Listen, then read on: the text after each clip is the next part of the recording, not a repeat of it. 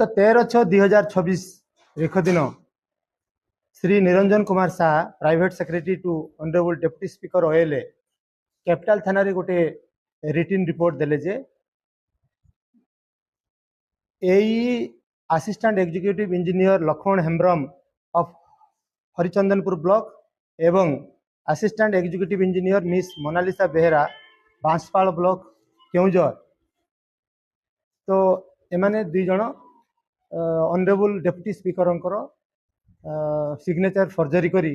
गोटे letter pad तैयारी करी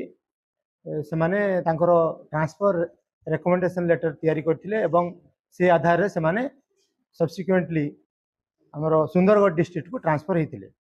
पर से माने जानिबा पाइले जे एटा ए जो लेटरटा जो रिकमेंडेशन लेटरटा होता है फर्जरी थिबारु हमर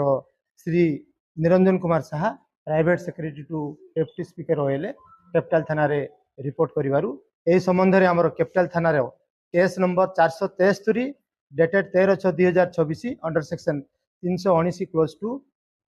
336 क्लोज 3 340 क्लोज 2 3 क्लोज 5 आउ बीएनएस एवं 66 क्लोज सी आईटी एक्ट रे केस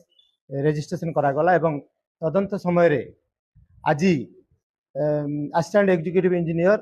हरिचंदनपुर ब्लॉक रो हमर लक्ष्मण हेम्ब्रम को गिरफ्त करा जायछि एवं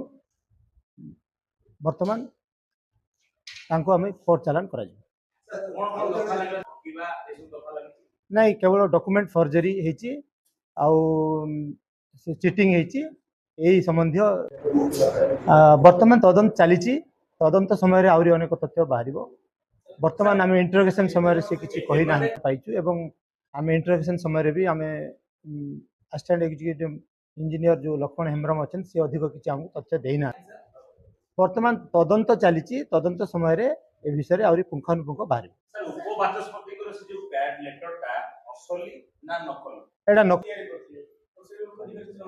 वर्तमान आम तदंत करुचु तदंत समय बाहर